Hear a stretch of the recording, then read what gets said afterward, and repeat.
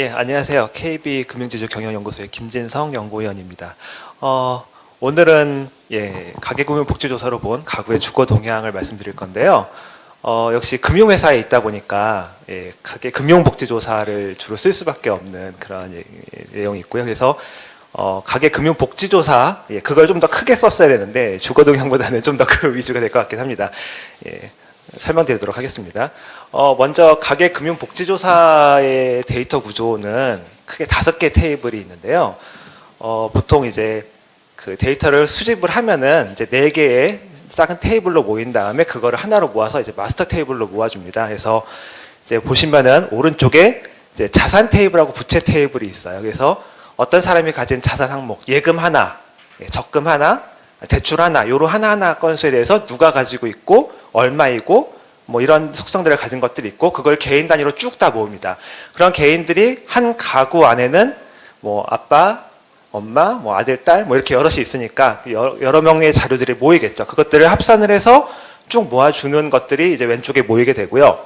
그다음에 가구 단위로 가진 정보도 있습니다. 그래서 집 같은 거는 우리가 현재 사는 집은 한 가구가 다 같이 공유를 하고 있는 거기 때문에 뭐 몇 평, 뭐 어디에 있다든가 이런 정보들은 가구 테이블에 모여서 다 모이게 됩니다. 그래서 이런 정보들이 모이게 되고 이제 이런 식의 이제 특성을 가지고 있는데요. 보시면은 마스터 테이블에는 이제 가구 아이디를 가지고 이제 모든 정보들이 쫙 모여 있습니다. 그래서 가중치, 가구의 특성, 뭐 누구누구 살아요, 몇 명이 있어요, 가구주는 뭐 40세 남자의 뭐 직업은 뭐예요, 뭐 이런 식의 정보들이 있고 거주지는 뭐 몇 평에 뭐 빌라냐 아파트냐 뭐 이런 정보들, 그리고 나서 이제 들어가는 것들이 이 집은 예금은 얼마 가지고 있어요, 뭐 적금은 얼마 가지고 있어요, 펀드는 얼마 가지고 있어요, 이런 정보들이 들어오고, 그다음에 실물 자산 관련해서도 집은 한 채 있어요, 두 채 있어요, 아니면 빌딩도 있어요, 이런 정보들도 들어갑니다. 그리고 뭐 빚은 얼마나 내서 쓰고 있고 뭐 신용대출은 어떻고, 그다음에 전세로 살고 있을 때는 전세 보증금은 얼마, 그다음에 대출이 있을 때는 매달 얼마씩 갚고 있어요. 그리고 이제 이런 거에 중요한 정보 중에 하나는 그 집이 총 얼마를 벌어요, 이런 것들이 있죠. 그래서 아빠 맞벌이일 경우에는 아빠가 얼마 벌고 딸이 뭐 엄마가 얼마 벌고, 그다음에 뭐 좀 성년 자식이 있을 경우에는 그 자식 소득도 있고, 이렇게 다 합산이 돼서 그 가구의 소득은 얼마예요, 그다음에 그 가구가 다 같이 쓰는 지출은 얼마예요, 뭐 이런 것들이 들어갑니다. 그리고 뭐 그다음에 이제 부가적으로 부채 상황이나 뭐 갚기가 좀 어렵다든가 아니면 뭐 노후 은퇴 정보, 이런 것들이 이제 다 들어가서 우리가 흔히 아는 일반적인 통계 내용들이 공표가 되고요. 그것들이 이제 쭉 들어가면은 이제 그런 것들이 이제 각 테이블에 흩어져 있는데, 저는 이제 금융회사에 있다 보니까 이제 궁금한 것들은 이제 각 개인들이 실제로 어떻게 행동하는지를 알고 싶은 거죠. 그러니까 가구 단위 정보보다는 개인 단위 정보가 더 중요하기 때문에 각 개인들이 얼마나 자산을 가지고 있는지, 부채를 가지고 있는지, 이런 것들을 좀 더 이제 보게 됩니다. 이제 저희는 이제 내부적으로 쓰기 때문에 외부 공표를 안 해서 이제 이런 거를 가져다가 이렇게 보면서 실제로는 이렇게 생겼구나 하는 것들을 보는데요. 그래서 외부의 공표는 하지 않기 때문에 이제 조금 더 자유롭게 실제 상황이 어떤지를 파악을 하는 데 쓰고 있습니다. 그래서 이제 주거 형태를 이제 살펴보는데요. 보시면은 왼쪽 그림을 보시면은 집이 없는 가구가 한 35% 정도 됩니다. 그러니까 나머지 65%는 보통 집이 다 있는 상태고, 집이 없는 가구는 35%다. 그다음에 뭐 전세 사는 사람도 집을 가질 경우도 있고, 이런 경우들은 이제 오른쪽에 있는데, 뭐 그래서 자기가 사는 곳 외에 집을 가진 사람들은 한 10% 정도. 특히 여기서 보시면은 내 집에 살고 있으면서도 내 집 아닌 집을 또 가진 사람들이 한 10% 이상 있어요. 그러니까 이런 다주택자들도 생각보다 상당히 많다, 10% 이상이 된다, 이렇게 보실 수 있는데, 그래서 집을 누가 가지고 있는가를 연령별로 한 번 더 쪼개봤습니다. 그래서 이제 10세 단위로 이제 이렇게 쪼개서 봤는데, 보시면은 가장 재밌는 거는 요거죠. 무주택자가 30대는 55%, 40대는 33%, 그다음에 30%, 3% 30%였는데, 이제 뭐 통계적 오차나 이런 게 있어서 치면은 40대 이후로 가면 30% 정도가 이제 집이 없는 사람들이 쭉 안정적으로 가고, 30대에서 한 절반 정도는 무주택자라는 거죠. 그래서 30대에서 이제 넘어가면서 이제 집을 사게 되는구나, 이런 현상들을 이제 확인할 수 있습니다. 그래서 뭐 분석의 목적은 이게 일본적 패널 데이터를 쓰지 않았기 때문에, 쓰기가 좀 쉽지 않기 때문에 뭐 좀 쉽지 않아요. 그래서 종단 데이터이기 때문에 이게 올해 이 사람이 내년에 집을 샀는지 안 샀는지, 뭐 언제 전환되는지 이런 걸 알기가 상당히 어렵기 때문에 그래서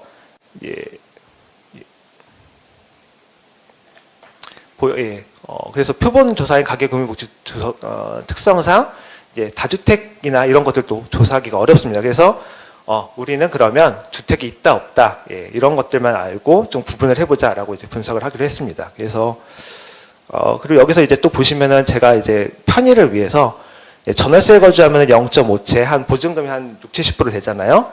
그리고 한 채 있으면 1.0채, 전월세에 거주하면서 집이 한 채 더 있으면 1.5채, 그다음에 자가 거주하면서 집이 하나 더 있으면 2채, 이런 식으로 이제 보유주택 수를 약간 이렇게 끊었습니다. 구간화를 만들어서 이런 식으로 구분을 해서 이제 나눴는데, 그래서 이제 0.5에서 1로 넘어가는 그 순간이 언제인가, 그러니까 그런 경우는 이제 금융회사에서 보면은 전세 살던 사람이 주택담보대출을 쓰는 고객이 되는 그 순간이잖아요. 그래서 그런 정보를 이제 파악하자, 뭐 이런 식으로 이제 쓸 수 있다는 걸 보여드리는 거고요. 그래서 보시면은 30대 이하와 40대 이상이 상당히 달랐기 때문에 이렇게 연령을 한 살씩 쪼개봤습니다. 이제 개인 단위, 가구 단위로 쪼개봤는데, 보시면은 20대에 이제 결혼을 하는 분들은 집을 가진 분이 10% 정도밖에 안 돼요. 근데 점점 이제 나이가 들수록 요 무주택 비율이 점점 줄어듭니다. 그래서 40세가 되면은 거의 다 30% 정도까지 이제 무주택 비율이 떨어지고, 그 이후로는 쭉 옆으로 가게 되죠. 이게 2012년, 13년에는 여기서도 약간 서서히 또 내려오는 흐름이 있었는데, 이게 17년, 18년에 되면은 이제 플랫하게 거의 가게 됩니다. 이게 15, 16년에 분양이 상당히 많이 됐어요. 집이 그전에는 많이 없다가 한 2년 동안에 한 100만 호 가까이 집이 이제 분양이 되면서 집을 가지신 분들이 상당히 많아요. 새로 이제 사신 분들. 그런 분들이 이제 40대에 그 물량을 이제 소화하면서 몇십만 명이 집을 사면서 이렇게 밑으로 쑥 내려오게 되는 거죠. 이제 이런 흐름들을 장기적으로 보면서 이제 확인을 할 수가 있습니다. 그래서 이렇게 집이 필요했던 분들이 사서 이제 공급은 많이 돼서 이제 많이 해소가 됐는데, 이런 재밌는 흐름을 보면은 그러면 결혼해서 이제 집을 꾸준히 사는 거냐라고 볼 수 있지만, 이게 이제 중요한 게, 이거는 가구를 형성했을 때 이렇게 되는 거예요. 근데 돈이 이렇게 없는 분들은 아예 결혼을 안 해요. 그래서 부모님이랑 같이 살든가 가구 분리를 안 하게 되죠. 그래서 연령별로 보면은 이제 또 혼인율이나 이런 것들이 또 바뀌게 됩니다. 그래서 그런 것들도 모두 다 감안을 해서 일단 좀 경제력으로 이렇게 집을 살 수 있도록 될 거라는 계산이 쓰는 분들이 가구로 진입을 한다, 이렇게 보셔야 될 거가 맞습니다. 그리고 이제 무주택하고 유주택을 나누는 가장 큰 요소는 뭐냐 하면은 결국은 돈이 있어야 집을 사는 거니까요. 그래서 돈이 얼마나 있냐, 자산이 얼마나 있냐, 이걸 이제 구분을 해보면 여러 가지를 제가 해봤는데, 역시 뭐 보통 1억에서 2억 정도 모으면은 무주택자에서 유주택자로 이제 넘어가게 됩니다. 그래서 이제 1억으로 딱 끊어서 보면은 1억 미만인 경우에는 무주택 비중이 83%인데 순자산이 1억이 넘어가면 32%가 돼요. 그러니까 확 떨어지죠. 그리고 주택을 가진 사람 중에는 순자산이 1억이 미만인 분이 10%밖에 안 돼요. 그러니까 일단 돈이 있으면 집을 사고 이렇게 넘어가게 되는 거죠. 그런 전환 과정에 있는데, 그럼 왜 다 전환을 안 하고 돈이 있는데도 무주택이냐? 좋은 집을 사고 싶은 사람은 바로 집을 사는 게 아니죠. 뭐 돈이 한 2, 3억이 있어도 6억짜리 사고 싶으면 1, 2억만 더 모았다 대출해서 사지. 뭐 이런 흐름들이 있기 때문에 그런 경제 상황에 맞춰서, 자기 사는 곳에 맞춰서 이렇게 전환되는 구간이 발생합니다. 그래서 3억 이상이 되면은 이제 어느 정도 대부분 다 유주택자가 되는데, 요 사이 1억에서 3억 사이에 이제 어느 정도 전환이 발생하지 않느냐, 30대의 경우에. 이거는 이제 아까 40대 이상은 제외한 분석입니다.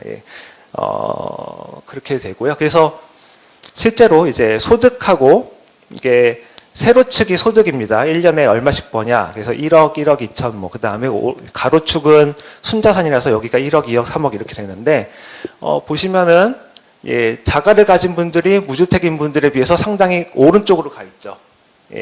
그래서, 자산이 있는 분들이 좀 이렇게 있다. 근데 자산을 뭐 4억, 5억 가져도, 1억씩 벌어도 전세 사는 분들이 있어요. 요런 분들은, 그러니까 분포라는 게 원래 그 회귀분석이나 이런 걸 하면은 이렇게 뭔가 이렇게 구분되는 것 같지만, 사실 분포는 대부분 다 겹쳐 있고 평균이 약간 차이가 나는 거잖아요. 그런 특성이 있기 때문에 이렇게 겹치는 부분이 상당히 많습니다. 그래서 어쨌든 이런 식으로 이제 움직여 간다. 그래서 이제 논문 같은 데서는 그래서 차이가 어떻다 이런 걸 이제 보면 좋지만, 저희는 이제 그런 수치가 중요한 게 아니라 이 겹치는 부분이 어디냐 이런 게 중요한 거기 때문에, 그래서 이제 이런 식으로 이제 구분을 하는 걸 만들었죠.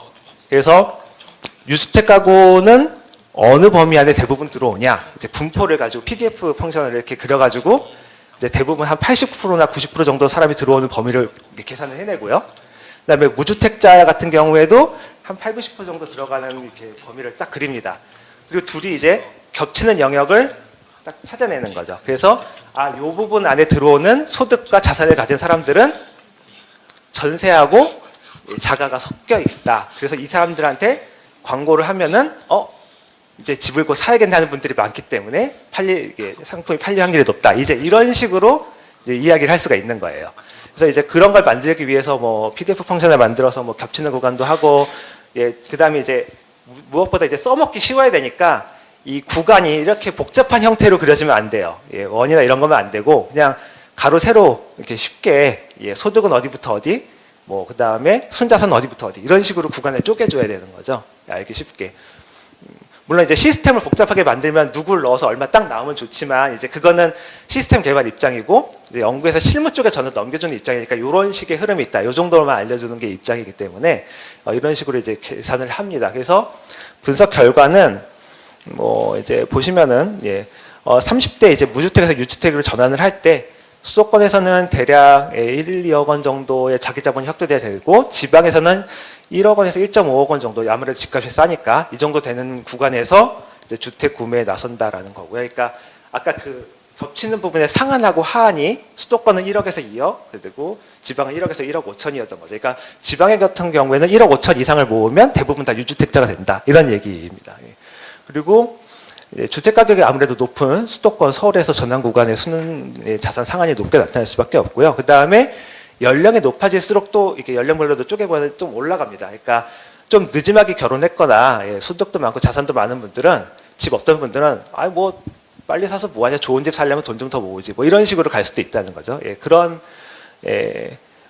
특이한 점이 있다. 그 다음에 소득 같은 경우에는 30대 같은 경우에는 소득이 아무래도 2,500만 원 이상은 돼야 집을 살 수 있다라는 얘기입니다. 이게 기본 생활비나 이런 것들이 있기 때문에 저축을 어느 정도 할 수 있어야지 대출을 내서 이렇게 살 수가 있는데, 이 정도 소득을 넘지 못하면은 저축도 할 수 없고 빚도 갚을 수 없기 때문에 이제 순자산도 쌓이지 않고 그래서 집을 살 수가 없는 상태가 되는 거죠. 그리고 뭐 당연히 주택 가격이 높은 수도권에서 전환 구간의 상한도 상당히 높게 나타납니다. 그래서 뭐 상한 같은 경우는 따로 뭐 7, 8천만 원 정도를 넘어서면 빠르게 유주택자가 됩니다. 이 정도 되면은 생활비 다 쓰고 저축도 1년에 뭐 어느 정도씩 가능하기 때문에 빨리 유주택자로 넘어가게 되는 거죠. 그래서 그 다음에 이제 연령이 높아질수록 아까도 또 마찬가지인데 전환 구간의 소득 상한이 올라갑니다. 그러니까 연령이 높고 고소득 이런 분들은, 집 없는 분들은 그냥 집을 안 사고 있는 이유가 있는 거죠. 뭐 굳이 뭐 급할 거 없다든가, 아니면 좀 늦지막이 결혼을 했다든가, 뭐 돈 좀 모았다 한다든가 이런 식으로 뭔가 특이점들이 있을 수 있습니다. 그래서 이런 이제 주거 동향에서 30대가 이제 집을 이렇게 사는데 꾸준히 사서 들어오고 있다. 근데 아까 그 그래프가 쭉 내려오는데 중요한 건 뭐냐면 매년 결혼해서 생기는 부부의 수가 있습니다. 그 가구가 신규 진입을 해요. 몇십만 가구가 1년에 새로 진입을 하는데 그 사람들이 집을 계속 사요. 그러니까 집이 매년 몇십만 원씩 공급이 되지 않으면 집값이 올라갈 수밖에 없는 거죠. 그런 상황에서 서울 같은 경우에 이제 공급이 충분히 되고 있는가, 이제 이런 얘기들이 계속 나오게 되는 거고요. 그래서 이제 대부분 다 이제 또 집값이 워낙 비싸기 때문에 이제 서울에 못 들어오면 경기도나 뭐 이렇게 다른 지방 도시로 이렇게 옮겨가는 경우들이 많은 것 같습니다. 주거 동향은 이 정도로 말씀을 드리고요. 그다음에 이제 아무래도 이제 마이크로 데이터이다 보니까 제가 끝에 참고로 이제 금융자산도 이런 게 있다라고 이제 설명을 드리려고 뽑았는데요. 이제 금융자산 규모별로 이제 예를 들어서 돈이 별로 없는 부분들은 현금 위주로 가지고 있지 않을까. 돈이 많은 분들은 무슨 자산을 많이 가지고 있을까 궁금하죠. 그래서 이런 것들도 이제 가계금융국제조사에서 이제 볼 수가 있습니다. 그래서 각 개인 단위로 현금, 예금, 펀드, 보험, 증권 이런 것들을 가지고 얼마를 가지고 있는가를 이제 구간별로 쪼개봤어요. 그랬더니 돈이 별로 없는 분들은 역시 현금 위주로 많이 가지고 있고, 좀 적당히 돈이 이제 금융자산에 쌓인다 싶으면 보험 위주로 많이 가지게 됩니다. 그리고 이제 개인이 예금이나 뭐 이렇게 돈 자산 축적된 게 5천에서 1억 이런 단위로 가면은 이제 예금으로 많이 축적도 하고, 이제 1억 이상 어느 정도 부자가 됐다라고 하면은 이제 증권이나 펀드 이런 쪽에 이제 본격적으로 투자를 많이 하게 되는 이런 걸 볼 수가 있죠. 그래서 뭐 금융사에서 이제 손님들이 뭐 이렇게 보통 이게 좀 돈이 없어 보이는 사람들은 왜 잘 연구도 안 하냐 이러는데 이렇게 팔아야 되는 펀드나 증권 이런 것들을 보면은 그럴 수밖에 없는 거예요. 이런 분들이 다 가지고 계시니까 그런 안타까운 일들이 일어나게 되고요. 그래서 주의사항은 이제 저는 이제 금융회사에 있으니까 이제 내부적으로 쓰다 보니까 개인 정보를 이제 많이 씁니다. 이렇게. 근데 이제 이런 거는 이제 통계청에서 이제 밖으로 나갈 때 뭐 이런 거 쓸 때 조금 별로 안 좋아할 수가 있죠. 왜냐하면 공인된 정보가 아니고 가구의 웨이트 같은 경우는 이렇게 딱 맞춘 건데 개인 단위로는 약간 맞지가 않아요. 그리고 이제 또 다른 문제는 뭐냐면 조사상 최상위 계층의 설문조사는 빠집니다. 보면은 그러니까 뭐 한 자산 100억 이상 가진 분들이 우리나라에 되게 많거든요. 근데 이 조사에는 빠져 있어요. 그래서 이제 그런 특징들을 잘 알고 총량 데이터를 봐야지 이제 우리나라의 이런 금융 현황을 볼 때 잘못된 정보를 가지고 오지 않고 제대로 분석할 수 있다고 이렇게 말씀드릴 수 있습니다. 이상으로 발표를 마치겠습니다. 감사합니다.